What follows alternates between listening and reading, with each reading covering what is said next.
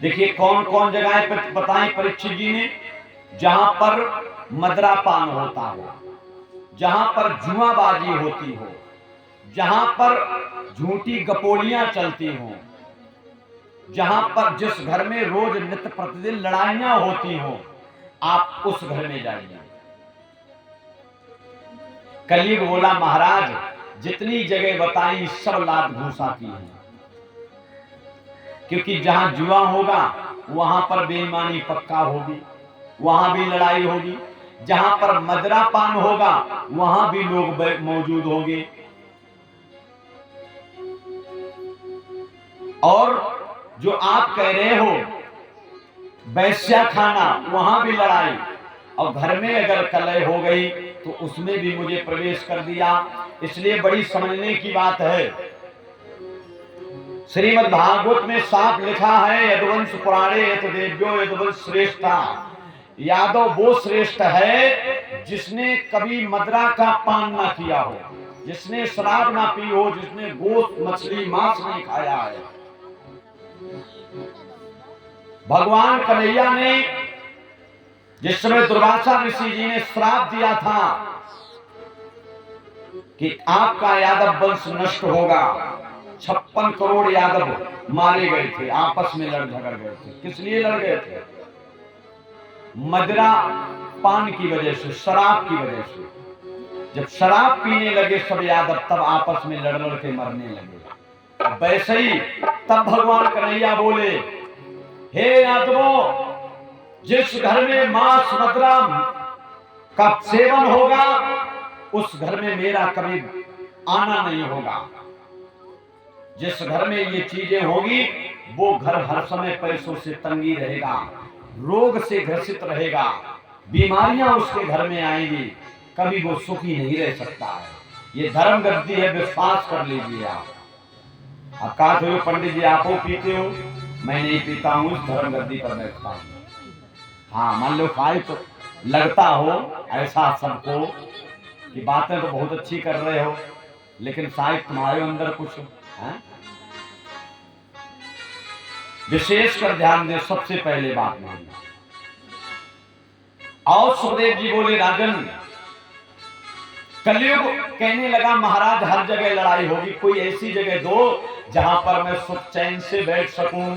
तो परीक्षित जी बोले, शरणम वासम शरणम वासम। हे कलयुग तुम्हारा सोने में वास हो। किसमें हो? सोने में।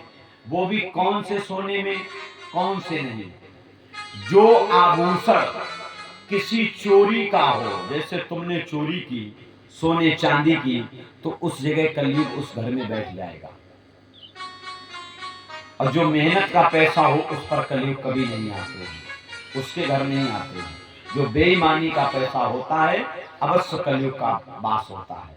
आपने देखा है लोग करोड़ों करोड़पति हैं, और एक वही खाकपति जो दिन भर मेहनत करके और आनंद से भोजन करके चैन से रात में सोता है, सुबह उठता फिर अपने काम को निकल जाता, कोई चिंता नहीं है। इसे कहते हैं सुख, आत्मा में तसल्ली, ज्यादा अभिलाषा नहीं करनी चाहिए। एक सेठ जी थे, इतना खजाना था। एक दिन सेठ जी बोले अपने मुनीम से कि मुनीम जी लेखा जोखा कुछ करिए, मेरे पास में कितना धन है। तो जब लेखा जोखा किया गया तो मुनीम बोले, सेठ जी तुम्हारे घर में इतना धन है कि 7 पीढ़ी बैठ करके आनंद से खाएंगे। सोई सेठ जी को मूर्छा आ गई, और जब मूर्छा से सेठ जी जगे तो मुनीम बोला, महाराज सेठ जी आप क्यों मूर्छित हो गए? तो सेठ क्या बोले, मेरी 7 पीढ़ी तो खाएंगी, 8वीं पीढ़ी कहां जाएगी? देखिए आज का भरोसा नहीं, पल भर क्या भरोसा नहीं है, और वो 7 की 8वीं पीढ़ी तक जोड़े बैठे हैं। दरिद्र और गरीब अगल अगल बात है। गरीब होना कोई बड़ी बात नहीं है, लेकिन दरिद्र होना सबसे ग्रसित बात है। गरीब तो उसे कहते धन नहीं है, लेकिन आनंद से जीवन तो काट रहा है। दरिद्र उसको कहते हैं खूब धन हो जाने पर भी उसकी लालसा धन के पीछे लगी रहती है कि थोड़ा और हो जाए, थोड़ा और हो जाए, थोड़ा और मिल जाए। समझ लेना सबसे दरिद्र है। बोले वृंदावन बिहारी लाल की। इस प्रकार कलयुग को जिस समय सोने की बात कही, महाराज परीक्षित जी अपने सर पे सोने का मुकुट धारण किए थे। अब वो भी सोने का मुकुट कहां का था? मगध देश के जो राजा जरासंध और जो थे जरासंध महाराज, उनके साथ भीम का युद्ध हुआ। अंत में भीम ने जरासंध को मार दिया। तो जो जीत में सोने का मुकुट लेकर के आए थे हस्तिनापुर में, दिखाने के लिए कि मैंने वास्तव में जरासंध को मार दिया, और उस मुकुट को जब रख दिया, वही मुकुट महाराज परीक्षित ने अपने सर पे धारण किया। जो कलयुग ने सुना स्वर्णम वासम, सोई कलयुग ने छलांग लगाई और परीक्षित जी के सर पे ही बैठ गए। समझ लीजिए। अब देखिए, गुरु ने ज्ञान दिया, सब कुछ रास्ता दी, इस जगह जाना, और चेला गुरु ही के खपड़े बैठ गए। ऐसा ही हो रहा है। गुरु अच्छा ज्ञान दे, चेला नेक थोड़ा अच्छा हो जाए, तुरंत प्रार्थना करने लगता है, हे परमात्मा हमारे गुरु मिले, गद्दी हमें मिले, हम यहाँ के पीठाधीश्वर हो जाएं, हम शंकराचार्य हो जाएं, हम ऐसा हो जाएं। और कलयुग ने भी वैसे ही किया। तुरंत आदेश मिला, कलयुग तो परीक्षित जी के सर पे बैठ गया। अब महाराज परीक्षित जी घोड़े को लेकर के कहां पहुंचे?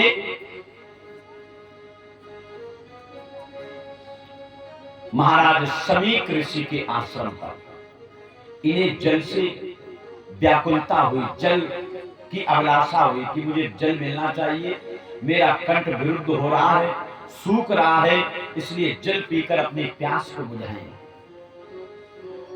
उस समय समीक ऋषि भगवान का ध्यान कर रहे थे, चिंतन में थे। परीक्षित जी ने कई आवाजें लगाई, महात्मा जी जल पिलाइए, मुझे प्यास लगी है, जल के बगैर हमारा कंठ सूख रहा है, गला सूख रहा है, शरीर काम नहीं कर रहा है। लेकिन उस समय महाराज समीक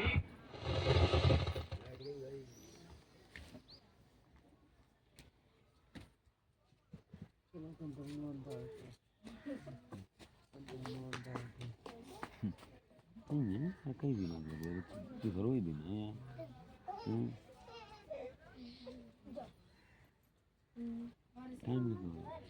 टाइम अब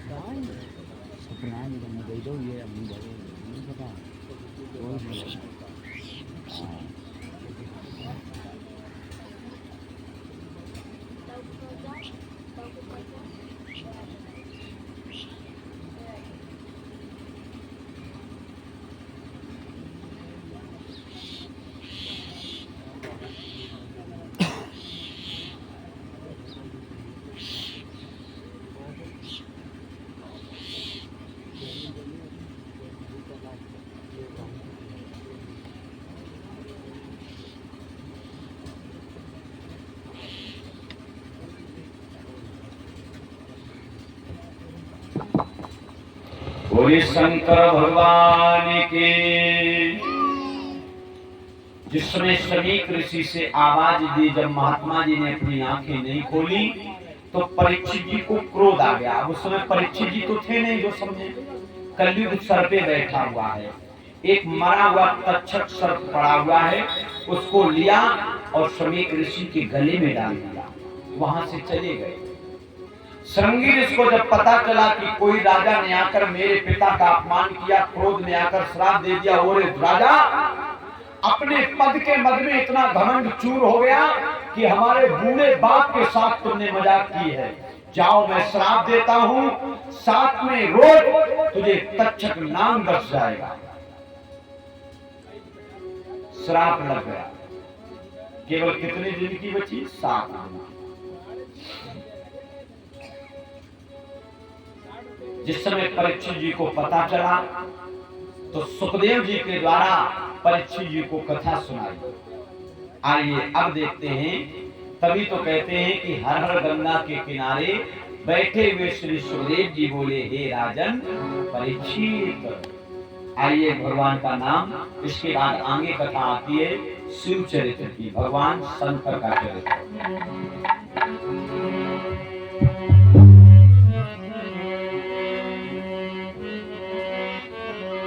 अरे सवेरे पवन सुत पावन नामो,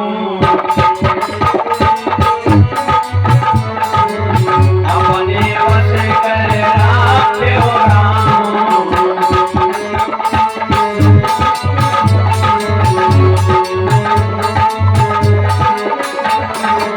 सवेरे पवन सुत पावन नामो, सवेरे पवन सुत अपने वश कर राख्यो रामो।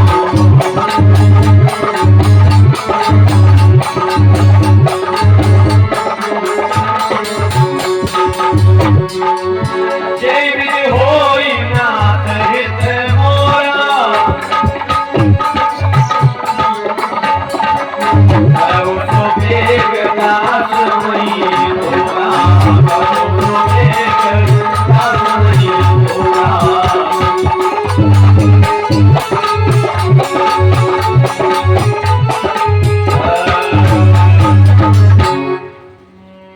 सीताराम जी की प्यारे राजधानी लागे और महारानी लागे।